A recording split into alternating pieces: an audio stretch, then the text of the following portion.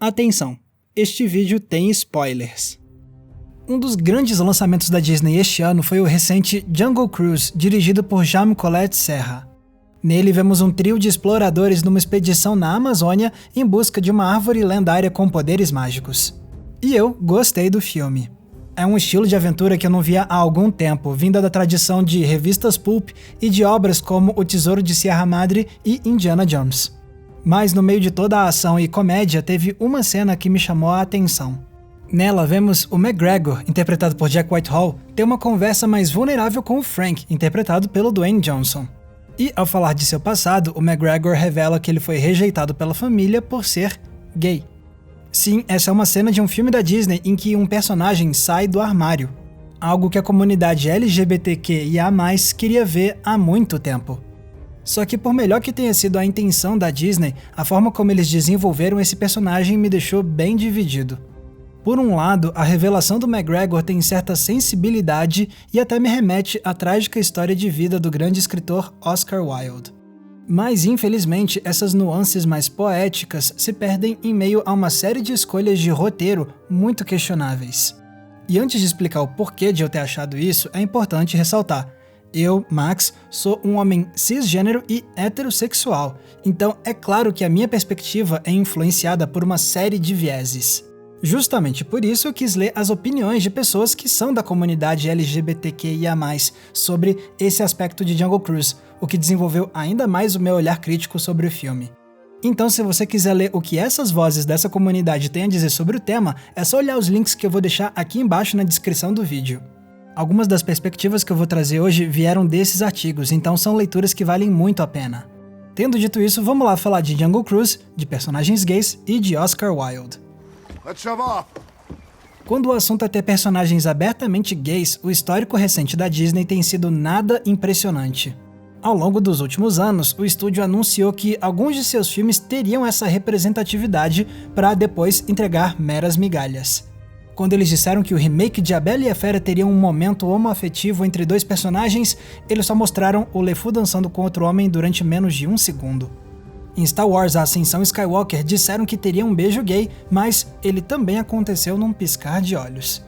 Também teve a vez em que um dos diretores de Vingadores Ultimato disse que o filme teria um personagem assumidamente gay, mas aí eles só mostram um cara com alguns segundos de tela contando como foi o encontro dele com outro homem e pronto. Até na animação Dois Irmãos da Pixar isso aconteceu. Eles noticiaram que o filme teria o primeiro personagem gay da Pixar. E adivinham o que acontece? É só uma coadjuvante com alguns minutos de tela falando brevemente que ela tem uma namorada. E neste ano a tendência continuou. Na série Loki foi estabelecido com meias palavras que o personagem é bissexual, mas depois isso não tem repercussão nenhuma na história. E pro recente Cruella, tinha sido anunciado que conheceríamos Artie, um homem gay, mas aí você vê o filme e percebe que a sexualidade dele nunca é explicitamente abordada. Então, não é à toa que esse padrão da Disney gerou tantas críticas. Mais de uma vez eles fizeram questão de anunciar que o próximo filme ia ter representatividade LGBTQIA+. Mas o que eles entregaram era sempre muito pífio. Eram menções brevíssimas à sexualidade dos personagens, meros detalhes que não mudavam quase nada na obra. O que deixa algo bem claro: a Disney parece muito relutante em se atualizar com os tempos e trazer personagens LGBTQIA+, de forma verdadeiramente significativa. Muito provavelmente porque eles ainda têm medo demais da reação do público homofóbico. E medo também de como certos mercados estrangeiros podem não exibir ou censurar esses filmes, especialmente aqueles países com leis fortemente homofóbicas. Foi o caso de Dois Irmãos, que foi banido por 4 países do Oriente Médio por conta daquela breve fala da personagem lésbica. E se isso acaba fazendo a Disney ganhar menos dinheiro, é claro que eles vão ter muita resistência a trazer mais personagens assumidamente LGBTQIA+. My girlfriend's daughter got me pulling my hair out, okay? Mas isso tudo era antes do lançamento de Jungle Cruise. Querendo ou não, dessa vez a Disney deu sim muito mais destaque a um personagem gay, já que o McGregor é um dos mais importantes do filme. Mas se o objetivo deles era trazer um bom exemplo de representatividade, bom, aí eles ainda pisaram na bola. A cena que faz isso tudo se tornar relevante no filme acontece mais ou menos na metade da trama. O McGregor conta pro Frank como ele vive recusando propostas de casamento com diferentes mulheres. E ele justifica isso dizendo essa frase aqui. Given that my interests happily lie elsewhere.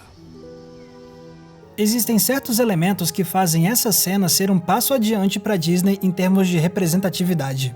Ao contrário dos outros filmes, dessa vez a homossexualidade do personagem é abordada não como um mero detalhe passageiro. Ela de fato recebe atenção.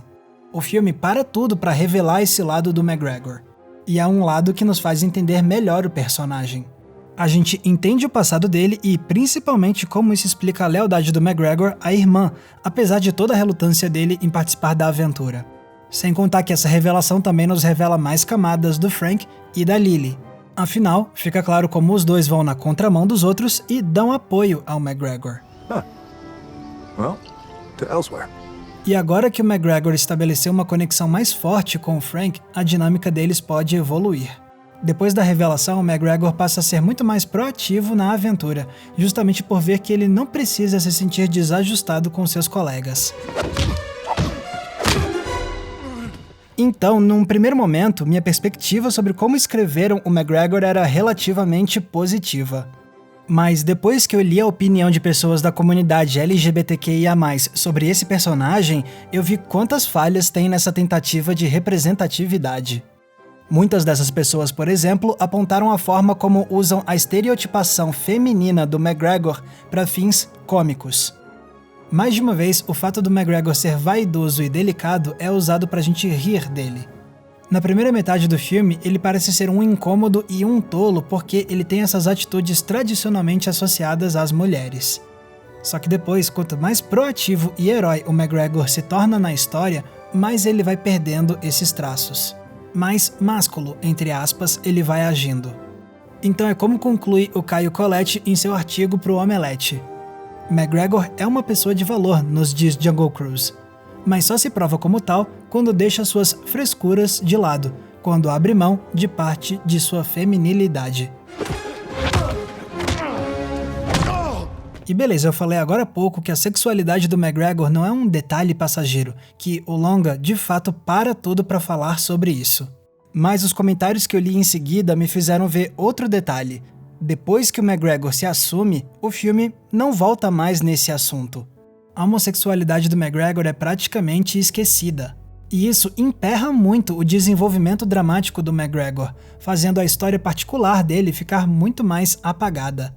Aqui eu trago mais uma vez o excelente comentário do Caio Colette. Em Jungle Cruise, McGregor não tem uma história. Ele está aqui para, em seus melhores momentos, realçar a nobreza de Frank e especialmente de Lily. Toda a sua cena de saída do armário é sobre como a irmã foi a única que ficou ao seu lado. E eu quero complementar isso que o Caio disse. É como se a Disney estivesse nos falando, olha só, temos um personagem gay, mas essa história ainda não é realmente sobre ele. I thought I'd keep it casual. E assim, do jeito que eu tenho falado até agora, parece que o McGregor tinha sido super enfático sobre o fato dele ser gay. Mas se a gente rever a cena, a gente percebe outro problema.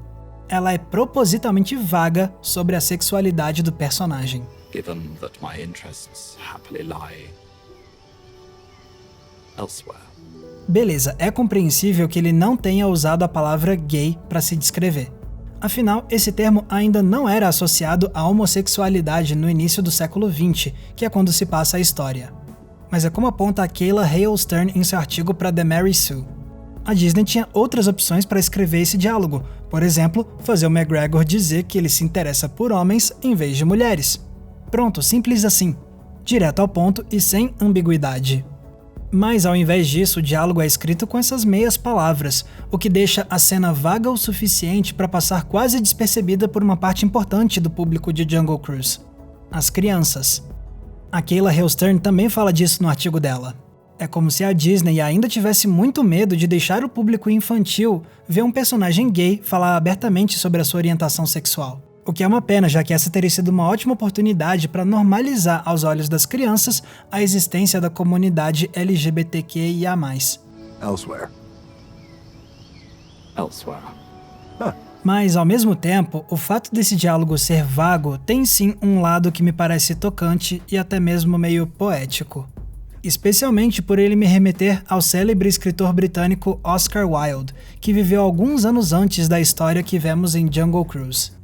Acontece que Oscar Wilde era gay, e ele teve um longo caso de amor com um lord chamado Alfred Douglas, que também era escritor. Esse caso de amor, a propósito, não era tão secreto assim. O problema é que, naquela época, a homossexualidade era literalmente um crime na Inglaterra. E quando diversos escândalos fizeram a homossexualidade de Oscar Wilde vir à tona, ele foi julgado e condenado a 2 anos de prisão, algo que arruinou a vida dele para sempre. E o que isso tudo tem a ver com Jungle Cruise? É que em um dos julgamentos de Oscar Wilde, a acusação usou como evidência um poema chamado Dois Amores, escrito pelo amante de Wilde. Nesse poema tinha alguns versos sobre um tipo específico de amor. O amor que não ousa falar seu nome. E Wilde foi obrigado a explicar para o júri o que seria esse amor. It is beautiful. It is fine. It is the noblest form of affection. There's nothing unnatural about it. Só que por mais eloquente e poética que tenha sido a explicação de Wilde, isso não foi o suficiente para livrá-lo de uma condenação. E por conta dessa trágica história, o amor que não ousa falar seu nome acabou se tornando uma frase famosa para descrever o amor homoafetivo, que durante tanto tempo teve que existir nas sombras por conta da homofobia institucionalizada. It is in this century misunderstood. So much misunderstood that it may be described as the love that dare not speak its name. And on account of it, I am placed where I am now. E tudo isso me veio à mente quando eu vi o McGregor tendo tanta dificuldade em dizer com todas as letras que ele é homossexual.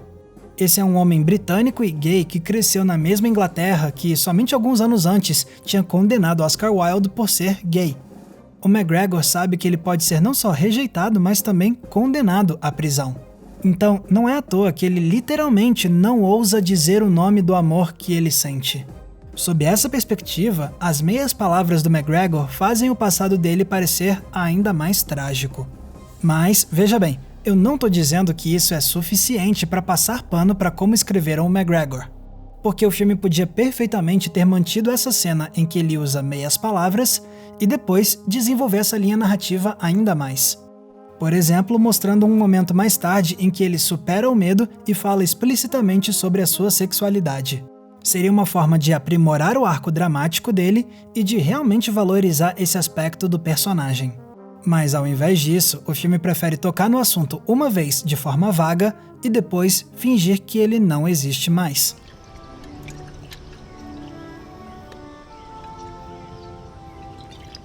Então sim, dá pra dizer que com Jungle Cruise a Disney deu um passo adiante em termos de representatividade LGBTQIA+.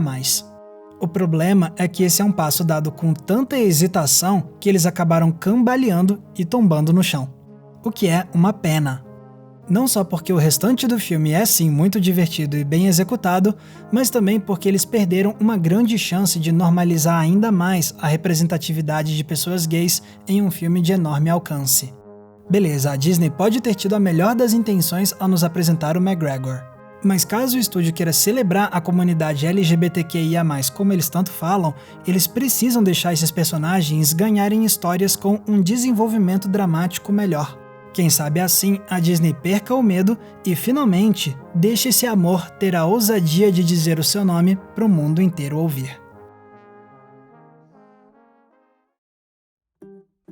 Galera, muito obrigado por terem conferido o episódio de hoje. E galera, se vocês querem ajudar a gente a manter o Entre Planos no ar, vocês podem se tornando apoiadores no Apoia-se. Os nossos apoiadores ajudam a financiar o nosso trabalho todos os meses e para agradecer eu produzo conteúdos exclusivos para essa galera. Tem recomendação de filme toda semana, tem grupo fechado, tem live exclusiva e tem também o nosso Cineclube Entre Planos para a gente debater um filme por mês via videoconferência. Para conferir os detalhes da nossa campanha é só clicar no link que está aqui embaixo na descrição. Lembrando que se vocês quiserem me acompanhar nas redes sociais, é só me procurar usando os nomes que estão aparecendo aqui embaixo e não se esqueçam, é claro, de curtir esse vídeo e se inscrever aqui no Entre Planos para não perder nenhum dos nossos episódios. Mais uma vez, muito obrigado pela audiência, um abraço e até a próxima sessão.